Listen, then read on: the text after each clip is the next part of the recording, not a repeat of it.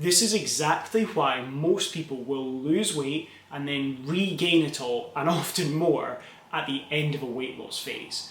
Now, I've done this myself, and I've had loads and loads and loads of clients come to me because this is the exact problem that they had. They could always shift the first 5-10 pounds, but as soon as they dropped a little bit of weight, they would tend to just regain it all right back, and often more. Now, there's a few key reasons for this. The first one is that you stop tracking your calories as soon as you finish your diet. And this is a mistake. And it's a mistake for a couple of reasons. The first one is you haven't accounted for the fact that you are hungry. This is a really simple one, but it's very often overlooked. If I have been dieting for, let's say, 10 weeks and I've dropped a good chunk of weight, it's very likely that I've been eating lots of foods that keep me super full, that I've tried to manage that hunger as best as I can, but it's also still likely that I will have some more hunger than I did pre-diet, right? That's perfectly reasonable. We wouldn't expect to have 10 weeks of weight loss without a bit more appetite. But what people do is they assume that they'll just move to maintenance. Oh, the diet's done. That's it. It's forgotten about. I can just eat as normal. Well, there's two problems with that. Maybe the way you were eating normally before was causing you to gain weight anyway, which we're all probably a bit aware of. But also, you don't know what maintenance feels like yet. So you don't have an idea of if you increase your calories up by 4 or 5 or 600, what that actually feels like.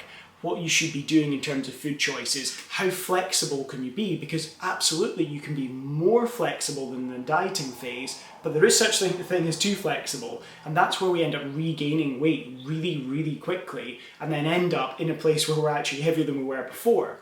And the reason that often happens, the reason that people end up regaining weight and they end up actually getting heavier than before, is because they don't account for the fact that they are hungrier, right? That you don't know what it feels like to be at maintenance, but you're also experiencing increased hunger. So what happens is you stop tracking your calories, you don't really have a feel for what your maintenance calories are like, so you just guess. But the problem is your guess is skewed by all this hunger, and you end up eating way more calories than you should be. And instead of going up maybe by 400 or 500 calories into maintenance, you're eating an extra 1300, and then you know what happens next. You eat like a dafty for a few weeks, you look down at the scales, you realise your weight has shot up, and then you're totally deflated because you put all that effort into dieting and losing weight, and you're right back where you were at the start. So it is so important that you increase your calories up and keep tracking. And what I would suggest is, if you do a little bit of an estimate, and this could be for most people, it's going to be between about 300 and 500 calories, but it's going to vary on your height, your activity levels, how hard you dieted.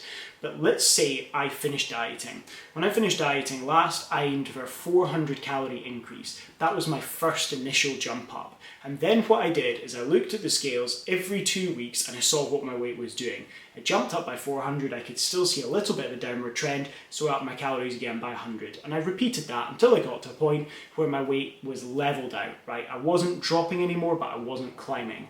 That means I've established what maintenance is. Now, the great thing about doing that is I continued to track for, I think it was about 8 or 10 weeks. And the great thing about doing that is at the end of that 8 to 10 weeks, my hunger had started to dissipate too. I'd started to see a drop back to normal. So I was used to eating more calories, but I had a good idea of where I should be, what my food choices should look like day to day. And I still focused on foods that kept me full, but also I had an advantage because I'd actually adopted the habits and routines around food that kept me at maintenance really well. And my hunger's gone at this point. I know what it's like to eat at maintenance. At that point, if I start to drop my tracking away, I'm probably going to be pretty successful because I've navigated the hardest part, which is those first 2 to 3, even 4 weeks after you finish a diet are the riskiest part. That is the part where you are most likely to see tons of hunger and be really tempted to overeat and faceplant into cakes, cookies, sweets, whatever it is. It is so easy to do, particularly when you've not had a lot of those things whilst dieting. Now, if you're listening to this, if you're watching this and you're actually not quite there yet, if you're not at the end of your weight loss phase as of yet, then you might want to jump into the description below and you can see my free weight loss plan that will talk you through exactly how to structure out your diet to get the best results possible without being bloody miserable whilst losing weight. Now, the next thing that you want to consider when it comes to maintenance and what not to do is really simple. Now, this is a really interesting thing. In research, what we know is people that increase their activity and also look after the nutrition get great results with weight loss. But people who just focus on nutrition also do pretty bloody well. It's pretty close, right? But when it comes to maintenance, that's completely different. It's really important you maintain your nutritional habits as well. We need to keep good routines with eating foods that keep us full, getting our protein up, all those things, absolutely. But there's also a key thing here too.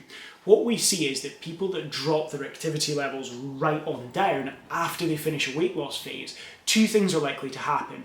One, you are going to increase your calories, right? But you're secondly decreasing your activity levels, which means your calorie expenditure is going down. So it means you don't just go up to maintenance, you often go into surplus. Now, if your activity levels really come down, if you were doing 15,000 steps or 12,000 steps and really pushing yourself to get a lot of activity in, going to the gym 2-3 times a week, and you decide just to stop doing all those things, or they kind of fritter away over a few weeks, well, that's a problem, because all of a sudden your expenditure might have gone down 200 to 300 calories, you've increased your calories up 400-500 if you're tracking, and if you're not tracking even more than that, you end up in this massive surplus, and all that happens is you regain weight, and you regain it really bloody quickly. So those are the two things that most people do.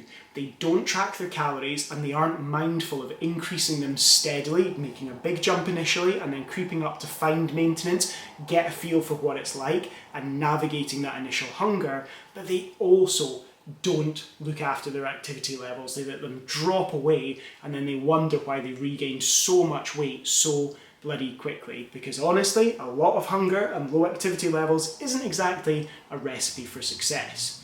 And if you are struggling with weight loss right now and you feel like you've not got the direction you need, then you'll see in the description that free fat loss plan. You can grab that there. If you want to see how I would structure out my nutrition to make more progress with weight loss faster without being absolutely bloody miserable, you might want to give this video a watch.